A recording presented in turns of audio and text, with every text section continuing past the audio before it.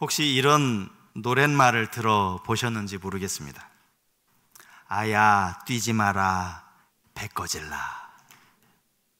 아야 우지 마라 배 꺼질라.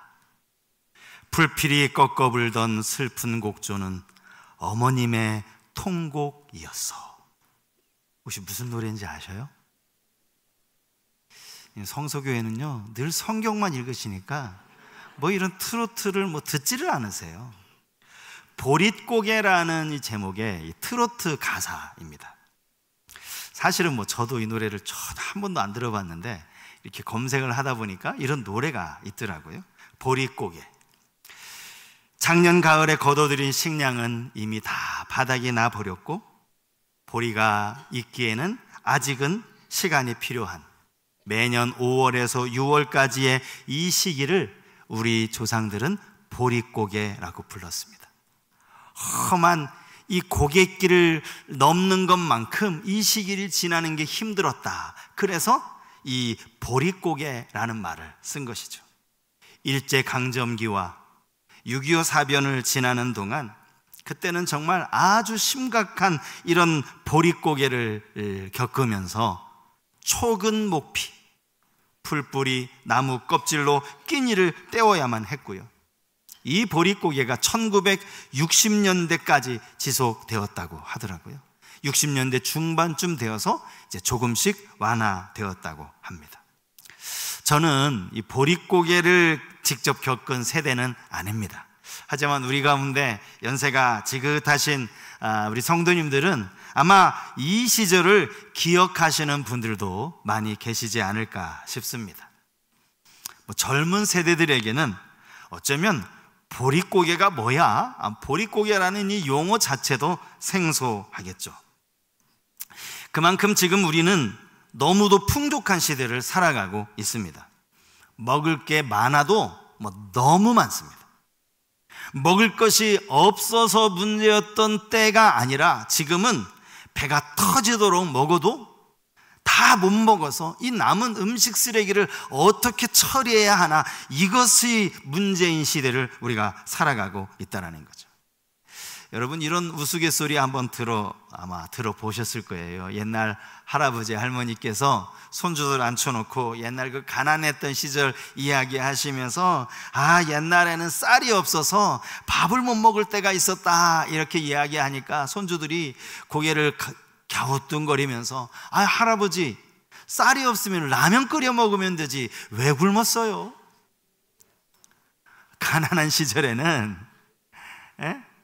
가난한 시절이 어느 시절인지를 전혀 이해하지 못하는 거죠. 젊은 세대가 그렇다라는 거예요. 그러면 여러분, 시간적인 배경을 1960년대가 아니라 6.25 사변 때가 아니라 지금으로부터 2000년 전 예수님 당시로 한번 거슬러 올라가 보시면 그 당시 사람들은 어떻게 살았을까요? 모르긴 몰라도 지금보다 훨씬 더 가난하게 살았을 겁니다. 물론 예수님 당시에도 부자는 있었겠죠. 하지만 상대적으로 볼 때 가난한 사람들이 훨씬 더 많았을 것이라는 거예요. 특히 예루살렘이라고 하는 이 도시는 그래도 괜찮아요. 그런데 자꾸 도시에서 멀어지는 저 시골로 가면 갈수록 삶은 훨씬 더 어렵고 힘들어질 수밖에 없었어요. 그 가운데 갈릴리가 바로 그 도시 중에 하나예요. 갈릴리는요, 예루살렘에서 한참 멀리 떨어진 시골 동네였거든요. 그러니 여러분, 이 갈릴리 지역은 경제적으로 상당히 낙후된 그런 지역이었던 겁니다. 사람들 사이에서 심지어는 갈릴리 출신이다 그러면 요즘 저 시골에서 무슨 서울대 갔다 그러면 의심하는 것처럼 이 갈릴리 출신이라고 하면 은근히 무시하는 경향이 있었어요. 요한복음에 보면요, 예수님에 대해서 당시 바리새인 또 제사장들이 니고데모와 이렇게 대화를 나누는 장면이 나오는데 그 대화 중에 이런 말이 툭 튀어나옵니다. 요한복음 7장 52절 말씀이에요. 그들이 대답하여 이르되 너도 갈릴리에서 왔느냐? 찾아보라. 갈릴리에서는 선지자가 나지 못하느니라 하였더라. 그 시골 갈릴리에서 뭐가 난다는 거야? 저 시골 동네에서 무슨 선지자가 난다는 거야? 이 갈릴리라는 지역 자체를 아주 무시했던 그러한 모습인 것이죠. 여러분, 오늘 우리가 읽은 이 본문은 우리가 너무나 잘 알고 있는 산상수훈 가운데서도 팔복에 관한 말씀입니다. 산상수훈을 예수님이 하셨던 장소가 어디인지 아세요? 갈릴리예요, 갈릴리. 이곳이 갈릴리입니다. 예수님이 3년 공생의 기간 가장 오랫동안 머무셨던 곳이 이 갈릴리 지역이에요. 산상수훈이라고 해서 이 정확하게 어느 산인지는 사실 우리가 알 수 없고요. 또 누가복음의 본문을 보면 거기는 평지라고 되어 있어서 아마도 우리가 생각하는 이 산의 기준과 또 그 당시 사람들의 산의 기준이 좀 다르지 않았는가 싶은데요. 어쨌건 간에 제자들이 예수님 앞에 막 나오기 시작해서 수많은 제자들이 나왔고요. 이제 예수님은 입을 열어서 말씀을 가르치기 시작했어요. 그렇게 시작된 산상설교, 그 산상설교가 마태복음 5장부터 6장, 7장까지 이어집니다. 제가 한 3, 4년 전에 마태복음 1장부터 시작해서 이제 한 장씩 차례대로 이렇게 설교를 했던 적이 있어요. 당연히 마태복음 5장 팔복의 말씀을 가지고 설교할 기회가 있었죠. 그런데 일부러 그때는 이 본문을 제가 건너뛰었어요. 팔복이 여러분들도 그렇지만 워낙 유명한 말씀일 뿐만 아니라 그럼에도 불구하고 이 말씀을 설교하기에는 제가 많이 부족하다고 느꼈기 때문입니다. 여전히 이번에 내가 팔복을 가지고 설교를 해야 되겠다라는 그 결심을 하기까지도 사실 오랜 시간을 고민했어요. 말씀을 준비하면서도 여전히 참 이 말씀 어렵다라는 느낌이 들었습니다. 여러분, 산상설교의 설교자가 누굽니까? 예수님이에요, 예수님. 이 산상설교를 하신 분이 예수님이라는 거예요. 예수님이 2000년 전에 저 갈릴리에 모여있는 저 시골 그 가난한 사람들에게 어떤 의미로 이 말씀을 하셨을까? 그 예수님의 그 의도를 아는 게 제게는 여전히 어렵더라고요. 만약에 제가 열심히 설교했는데 주님이 설교를 들으시면서 야, 내가 그런 의도로 설교하지 않았는데 너 왜 그렇게 설교해? 라고 말씀하시지 않을까? 사실 염려도 되었습니다. 오늘 말씀을 전하는 이 설교자가 좀 부족하더라도요, 설교를 듣는 여러분에게 성령께서 깨닫는 지혜를 주셔서 이 말씀이 여러분 모두에게 은혜와 도전이 될 수 있기를 주님의 이름으로 축복합니다. 오늘 팔복 중에 첫 번째 말씀이 3절 말씀, 우리 3절 말씀을 한번 같이 읽었으면 좋겠습니다. 같이 읽겠습니다. 심령이 가난한 자는 복이 있나니 천국이 그들의 것임이요. 여기 본문에 나오는 이 가난하다라고 번역된 헬라어 단어는 우리가 알고 있는 그 가난이에요. 상식적으로 알고 있는 그 가난, 살림살이가 넉넉지 못하고 어려운 상태를 의미하는 그 가난입니다. 그리고 이 똑같은 헬라어 단어가 누가복음에 보면 나사로에게 이 단어가 사용이 됐는데, 나사로에게는 어떤 뜻으로 사용이 되었는가? 누가복음 16장 20절 말씀에 이렇게 나와 있어요.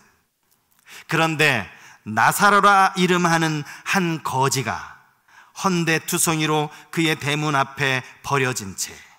여기 거지, 이 거지가 오늘 본문에 가난한 라는 단어와 같은 단어라는 거예요. 그러니까 가난하다는 이야기는 거지라는 거죠. 먹을 것이 없는 사람, 굶고 다니는 사람을 우리가 거지라고 부르고, 거지는 가난한 사람이라는 거예요. 그러니 여러분 한번 이걸 상상을 해 보시자고요. 지금 이 설교를 듣고 있는 그 갈릴리 사람들은 안 그래도 다 경제적으로 가난한 사람들입니다. 그런데 주님이 그들을 향하여 이렇게 말씀하시는 거예요. 가난한 사람이 복이 있느니라, 이렇게 말씀을 하시는 거예요. 그러면 거기 예수님의 설교를 듣고 있는 많은 사람들이 뭐라고 대답했을까요? 아멘, 가난한 게 복인 거 제가 압니다. 저는 가난해서 너무 행복해요. 더 가난해졌으면 좋겠어요. 여러분 이렇게 반응을 할까요? 그렇지 않았을 거예요. 우리가 생각하기에 가난은 복이라기보다는 저주에 가깝기 때문이죠. 제가 보릿고개를 말씀을 드리면서 이 보릿고개를 추억으로 경험하시는, 떠올리시는 분들도 많이 계실 거라 말씀을 드렸는데, 사실 촉은 목피, 이걸로 어떻게 끼니를 연명을 하셨을까 싶기도 하는데요. 얼마 전에 우리 교회에서 이제 권사님이 그 쑥개떡을 만드셨어요. 그게 이제 약간 이제 좀 이게 문제가 있어, 하룻밤을 지나면서 문제가 있어서 드신 분들이 많지는 않지만, 저는 이제 먹으면서 참 별미다 싶어서 쑥개떡을 먹은 적이 있습니다. 쑥개떡, 보리개떡 이런 게 다 이 보릿고개를 지나면서 어떻게든 그냥 뭐 있는 것 가지고 대충 만들어서 먹은 그런 음식 아닙니까?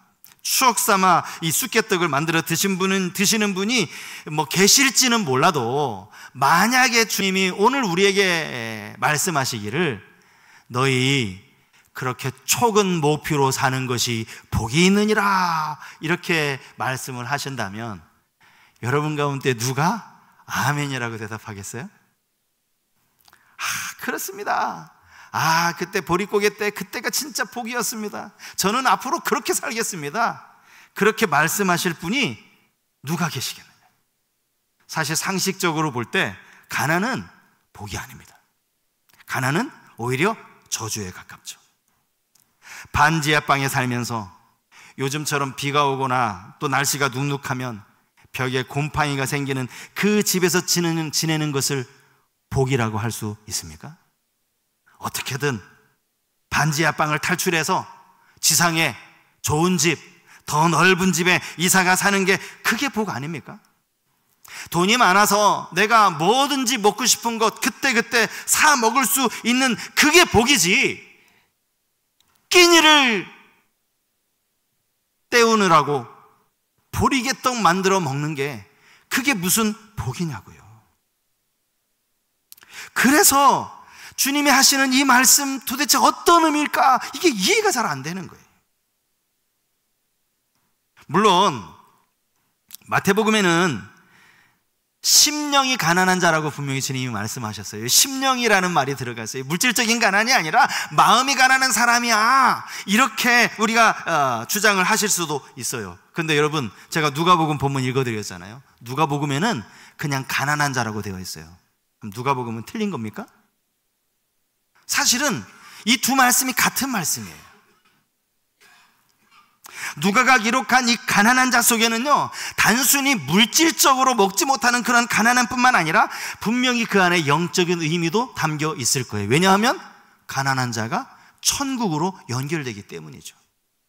마태복음도 마찬가지입니다. 마태가 말하는 여기 심령이 가난한 자라고 해서 이건 물질적인 가난과는 전혀 상관없는 거야, 그렇게 생각해도 안 돼요. 가만히 생각해 보면요, 여러분, 물질적으로 가난한 사람들이 심령이 가난한 확률이 좀 높습니다. 그리고 반대로 물질적으로 부유한 사람은 자기 심령의 가난함을 느끼지 못하는 경우도 많아요. 그래서 우리가 이 본문을 통해 생각해 봐야 하는 것은요, 과연 심령이 가난한 자가 누구를 의미하는 것일까? 어떤 삶을 말하는 것이고 어떠한 모습을 의미하는 것일까? 우리가 이것을 좀 생각해 볼 필요가 있겠죠. 오늘 이제 팔복을 처음 시작하면서 먼저 팔복에 대한 설교 가운데 우리가 미리 알아야 될 아주 중요한 사실이 몇 가지가 있는데요. 그 중에 첫 번째는 뭔가 하면 이 팔복에 대한 말씀이 조건절로 이루어진 말씀이 아니다라는 거예요. 이 말이 무슨 말인가 하면, 너희가 만일 심령이 가난하면 천국이 너희 것이 될 거야, 주님이 이런 의미로 하신 말씀이 아니라는 거예요. 너희가 천국 들어가려면 심령이 가난해야 돼, 이걸 하나의 조건으로 하신 말씀이 아니라는 거예요. 이건 조건이 아닙니다. 또 여기 나오는 이 천국에 대한 말씀이 미래 시제가 아니라 현재 시제로 되어진 말씀이라는 거예요. 무슨 말이냐? 너희가 천국이 너희의 것이 될 거야 라고 주님이 말씀하신 게 아니라, 성경을 가만히 보세요. 뭐라고 되어 있어요? 천국이 너희의 것이야 라고 말씀을 하고 있다는 거예요. 미래적으로 앞으로 천국이 너희 것이 될 거야가 아니래요. 지금 이미 천국이 너희 것이라고 현재형으로 말씀하고 있다는 사실이죠. 사실 이렇게 제가 설명을 일일이 드릴 필요가 없는 이유는 이게 원문을 그대로 보면요, 그 뜻이 좀 더 쉽게 이해가 되거든요. 헬라어로 되어진 이 신약성경, 오늘 이 본문을 그대로 직역을 하면 이렇게 직역을 할 수 있어요. 헬라어 성경에 나와 있는 그대로 말이며, 복되도다, 이게 먼저 나와요. 복되도다, 심령이 가난한 자들은. 왜냐하면 천국이 그들의 것이기 때문에. 복이 있다라고 말씀하시는 이유는 이미 그들이 천국을 소유하고 있기 때문이라는 그런 의미의 말씀이라는 거예요. 천국은 심령이 가난한 자들에게만 주어지는 어떤 보상의 개념이 아니라는 것을 알 필요가 있습니다. 그리고 천국이라는 말, 오늘 팔복의 첫 번째도 나오고 맨 마지막에도 나오는데, 이 천국에 대해서도 우리가 좀 바르게 이해할 필요가 있어요. 여러분, 누가복음에 보면 천국을 하나님 나라 이렇게 이제 말했는데요, 사실 하나님의 나라가 천국이에요. 같은 말이죠. 그런데 천국이라는 이 말 속에는요, 두 가지 개념이 담겨 있습니다. 두 가지. 그 중에 하나는 천국, 주님이 이 땅에 오시면, 아직 이 땅에 임하지 않았어요? 주님이 이 땅에 재림하시면 요한계시록에 나온 것처럼 우리가 구름 속으로 들어 올려져서 새하늘과 새 땅에서 하나님과 함께 영원한 생명을 누리는 곳, 이게 천국이에요. 천국. 그죠? 이건 장소적인 개념에서의 천국입니다. 지옥과 반대되는 개념으로서의 천국이에요. 주님이 분명히 약속하셨고 성경에 끊임없이 이 천국을 이야기하고 있기 때문에 이건 확실한 사실입니다. 분명히 천국은 있어요.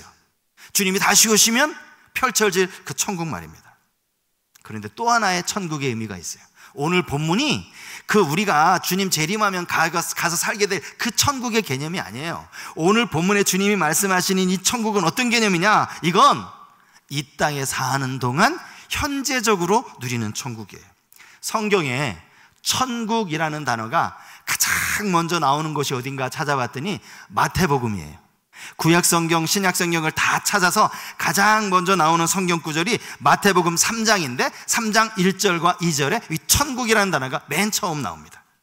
그때 세례 요한이 이르러 유대 광야에서 전파하여 말하되 회개하라, 천국이 가까이 왔느니라 하였으니. 여기 세례 요한이라는 사람이 천국을 가장 먼저 말했고요, 요한이 말하는 이 천국은 장차 주님이 다시 오셔서 하나님과 영원을 살게 된 그 천국이 아니에요. 세례 요한이 천국이 가까이 왔다라고 말하는 이 천국은 장차 오실 예수 그리스도 메시아가 이 땅에 오셔서 하나님의 통치, 하나님의 다스리심을 이 땅에 실현할 것이다, 그런 의미에서 천국이라는 거예요. 천국의 또 하나의 개념은요, 하나님의 다스리심을 받고 그분의 영향력 아래 거하는 삶, 이게 바로 천국으로서의 삶이라는 거예요. 천국이 임했다라고 말하는 거, 천국이 너희 것이다 라는 말이 다 그런 의미입니다. 믿는 자들을 천국 백성이라고 부르잖아요. 여러분 다 천국 백성 맞으십니까? 이 천국 백성이라는 것이, 그래 우리 죽으면 주님이 이 땅에 다시 오시면 우리 그 천국 가, 그래 천국 백성이야, 물론 그런 의미도 있어요. 하지만 그 의미만 있는 게 아니에요. 지금 우리는 천국 백성으로 살아가고 있어요, 이 땅에서. 왜요? 예수 그리스도를 마음의 구주로 모시고 주님의 말씀에 따라 순종하면서 하나님이 기뻐하시는 삶을 살아가고 있기 때문에, 하나님의 말씀을 내 삶의 나침판으로 삼고 말씀이 가르친 대로 살아가고 있다면 지금 우리는 이 땅에서 천국을 살아가고 있는 삶이에요. 주님이 하신 이 말씀이 바로 그 말씀이죠. 그러므로 천국에도 이미와 아직이 있어요. 아직, 미래에 되어질 일, 아직 이루어지지 않은 일, 영원한 저 천국, 하나님과 함께 요한계시록에 나타난 것처럼 그 아름답고 화려한 곳에서 하나님과 함께 하는 그 천국, 이건 아직이에요. 아직 머지않아 미래에 되어질 일이에요. 하지만 이미 이루어진 천국, 지금 내가 이 땅에서 하나님 말씀에 순종하며 살아가는 삶, 이게 바로 천국이라는 거예요. 천국. 자, 그러면 이제 심령이 가난한 자, 과연 심령이 가난하다라는 말이 어떤 의미일까? 참 어려워요. 그런데 이 가난이라는 단어를 이 히브리어 개념으로 살펴보면 이 가난이라는 단어 속에는 의지하다, 의존하다 이런 뜻이 담겨 있습니다. 사실 일리가 있어요. 왜냐하면 여러분, 정말 가정이 너무너무나 가난해서 먹을 것이 없어요. 그러면 어떻게 해야 됩니까? 누군가를 의지해야 돼요. 가서 양식을 빌리든 돈을 빌리든 어쨌든 누군가를 의지해야 되는 게 그 가난한 사람의 살아가는 삶의 과정이라는 거죠. 그래서 이 가난이라는 단어 속에는 의존이라는 의미가 담겨 있어요. 심령이 가난한 사람이라는 뜻은요, 하나님만을 전적으로 의지할 수밖에 없다라는 사실을 깨닫는 사람입니다. 내가 이 땅을 살아서 나름 경제적으로는 물질을 소유하고 있건 아니면 좀 경제적으로 어렵건 간에 그것과 상관없이 내가 이 땅을 살아가는 동안 언제나 하나님을 의지할 수밖에 없는 존재라는 거, 나에게는 하나님의 도우심이 한순간도 필요 없을 때가 없다라고 그렇게 고백하며 살아가는 그 삶이야말로 심령이 가난한 사람의 모습이라는 거예요. 세상의 것으로 채울 수 없는 것이 분명히 있어요.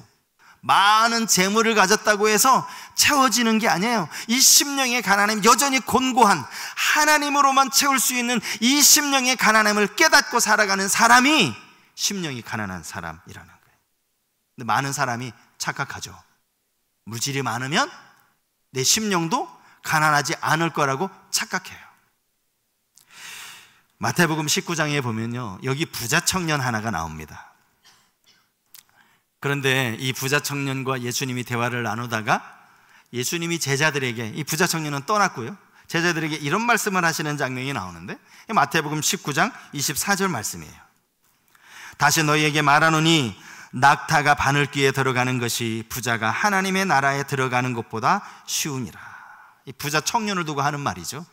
그는 결국 재물이 많은 것 때문에 근심하였고 주님의 말씀에 순종하지 못하고 돌아가고 말았어요. 물론 돈이 많다고 해서 무조건 천국에 못 들어간다, 주님이 그런 의미로 하신 말씀은 아니죠. 다만 이 물질이 많으면 이 재물이 자꾸 우리 마음을 사로잡아서 자꾸 이 재물을 의지하게 만든다는 거예요. 그래서 재물이면 모든 것이 다 되는 것으로 착각하면서 그냥 재물에 얽매여 살아간다라는 것이죠. 그런 사람들이야말로 천국에 들어가지 못한다, 그런 의미로 하신 말씀이에요. 여러분, 부자 청년 이야기가 마태복음에도 나오고 마가복음, 누가복음에 다 나와요. 그런데 우리는 예수님이 이 부자 청년에게 네 소유를 팔아 가난한 자들에게 주라, 이 말씀만 기억하는 경향이 있는데, 여러분, 주님이 그 말씀만 하신 게 아니에요. 그보다 더 중요한 말씀을 하셨거든요. 그 말씀이 뭔지 아세요? 세계복음서에 동일하게 나옵니다. 주님이 놀라운 약속의 말씀을 주셨어요. 그 약속이 뭔가 하면, 그리하면 하늘에서 보화가 내게 있으리라. 여러분 찾아보세요. 그리하면 하늘에서 내게 보화가 있으리라. 이 놀라운 축복을 주님이 그 청년에게 말씀하셨는데, 이미 이 청년은 네 재물을 팔아서 나눠주라, 여기에 귀가 닫혀버렸어요. 그 뒤에 하시는 주님의 이 약속의 말씀은 귀에 들어오지를 않아요. 이거 재물 어떻게 팔아, 이거 아까워서. 그래서 주님이 하신 약속의 말씀을 놓쳐버린 거예요. 이 가난한 자. 결국 천국과 상관없는 사람이 되어버리고 만 것이죠. 또 한 사람이 있습니다. 이게 사람이 아니라 요한계시록에 나오는 라오디게아 교회. 여러분, 소아시아 7교회에 보내는 예수님의 편지가 요한계시록에 나오지 않습니까? 그 7교회 가운데 책망은 없고 칭찬만 들은 교회가 2교회가 있어요. 이 정도는 이제 성서교회는 이제 탁 나와야 되는데, 서머나 교회, 빌라델피아 교회가 칭찬만 들은 교회죠. 그런가 하면 칭찬은 없고 책망만 들은 교회가 있어요. 하나 있습니다. 한 교회. 어느 교회인지 아세요? 라오디게아 교회예요. 라오디게아 교회. 어떤 분들은 책만 만드는 교회 사대교회도 있다라고 주장하는 분이 계신데, 사대교회에 대한 말씀을 쭉 보면요, 물론 이건 교회를 향한 칭찬은 아닐지 몰라요. 그런데 사대교회에 대해서 무슨 말씀이 있는가 하니까 너희 중에 옷을 더럽히지 않은 몇 사람이 있다라는 말씀이 나와요. 그걸 칭찬의 개념으로 본다면 라오디게아 교회는 그런 것도 없어요. 처음부터 마지막까지 다 책망이에요, 라오디게아 교회. 근데 여러분, 라오디게아 교회가 그 소아시아 7교회 중에서 가장 부자 교회였다는 걸 알고 계세요? 가장 부자 교회였어요. 부자 교회였을 뿐만 아니라 그들 스스로도 자기를 부유하다라고 말하는 그런 교회였습니다. 자기는 부유해서 부족한 것이 없다라고 말했지만 주님은 정반대의 말씀을 하시죠. 그게 요한계시록 3장 17절에 나오는 말씀이에요. 내가 말하기를 나는 부자라 부유하여 부족한 것이 없다 하나 내 곤고한 것과 가련한 것과 가난한 것과 눈먼 것과 벌거벗은 것을 알지 못하는도다. 라오디게아 교회의 실상이라는 거죠. 사실 자기를 알지 못하는 착각도 문제지만 라오디게아 교회의 문제는 미지근한 거였거든요. 아주 신앙이 미지근해요. 가진 게 많아서 그런지 몰라도 그냥 그래 주님이 토해버리겠다고, 이게 시원하지, 차지도 않고 더웁지도 않고 토해버리겠다, 그 책망을 받은 교회가 라오디게아 교회입니다. 돈이 많아서 그랬다고요. 근데 여러분, 한 나라의 왕으로 최고의 명예와 최고의 권력과 최고의 영광을 누렸던 다윗이 뭐라고 고백했는지 아세요?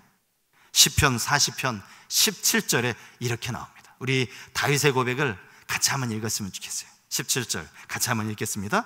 나는 가난하고 궁핍하오나 주께서는 나를 생각하시오니 주는 나의 도움이시오 나를 건지시는 이시라. 나의 하나님이여 지체하지 마옵소서. 아니, 한 나라의 왕이 뭐라고 얘기해요? 나는 가난하고 궁핍하오니. 여러분, 이게 다윗이 막 사울에게 쫓겨다닐 때 지었던 시가 아니에요. 이미 다윗이 왕으로 등극했을 때 지어진 시예요. 아니, 한 나라의 왕이 가난할 일이 뭐가 있어요? 궁핍할 일이 뭐가 있어요? 이거에 다윗이 가졌던 심령의 가난함이죠. 심령의 가난함. 심령의 가난함은 갈급함으로 연결이 되기 마련입니다. 하나님을 향한 간절함이죠. 하나님 없이는 단 하루도 살 수 없다라고 하는 애절함입니다. 심령이 가난하다고 해서 무조건 복을 받는 게 아니에요. 여러분, 산상수훈 오해하시면 안 돼요. 심령이 가난한 자는 천국이 거두릴 것이라. 심령이 가난하면 무조건 천국 가느냐? 아니요. 심령이 가난한 것을 깨닫고 하나님 앞에 그 간절하게 매달릴 때, 그런 자들에게 하나님이 천국을 약속하신 것이죠. 주님을 찾을 때, 갈급한 마음으로 주님을 찾을 때 그들에게 천국이 약속되어졌다라는 거예요. 하나님 앞에 여러분, 날마다 가난한 심령으로 살아가실 수 있기를 축복합니다. 물질이야, 하나님이 주시는 거 물질을 받아 누리세요. 다만 이 물질 때문에 라오디게아 교회처럼 나는 부자다, 나 부족한 게 하나도 없어, 이렇게 착각하지만 않는다면 물질 받아 누리세요. 우리의 심령은 가난한 심령이에요. 한순간도 하나님의 은혜 없이는 살아갈 수 없는 그러한 심령. 제가 말씀을 준비하면서 정말 가난한 심령이 뭘까? 그러면서 가난한 심령은 영적인 하루살이구나. 영적인 하루살이. 영적인 하루살이라는 말을 제가 이렇게 딱 생각이 나면서 이거 진짜 멋있는 표현이다. 그때까지만 해도 이 용어를 제가 스스로 생각해서 만들어낸 줄 알았어요. 영적인 하루살이라고 인터넷에서 찾아보니까요, 얼마나 많은지 제가 그것도 모르고 착각하고 있었더라고요. 제가 아주 그냥 기발한 용어를 하나 만들어냈다고 생각을 했는데 사실은 이미 많이들 사용하는 그런 용어더라고요. 영적인 하루살이. 그 용어를 누가 만들어냈는지 그거가 뭐가 중요하겠습니까? 자기에게 주어진 하루를 최선을 다하는 삶, 이게 영적인 하루살이의 삶이죠. 내 믿음의 성장을 위해서 늘 갈급하게 말씀을 사모하는 삶입니다. 여러분, 이제 2학기가 시작되었어요. 우리 교회 지금 새벽기도 완전히 죽어가고 있어요. 죽은 건 아니지만 거의 죽기 일보 직전이에요. 회복하셔야 됩니다. 주중 예배 여러분, 사모함만 있다면, 영적인 하루살이의 삶을 살아간다면 회복하셔야 합니다. 시편 73편에 하나님께 가까이함이 내게 복이라고 분명히 시편 기자가 말하지 않습니까? 여러분, 하나님께 가까이함이 복이라는 것 꼭 기억하실 수 있기를 바랍니다. 8월 29일 이 특별 금요기도회는 말할 것도 없고, 여러분 2학기부터 시작되는 양육훈련에도 적극적으로 참여하십시오. 그래야 우리의 심령이 자랄 수 있는 거예요. 그래야 하나님 앞에 더 가까이 나아갈 수 있는 거예요. 심령이 가난한 자로 주님이 약속하신 이 천국을 누리며 살아가는 우리 모든 성도님들 다 되실 수 있기를 주님의 이름으로 축복합니다.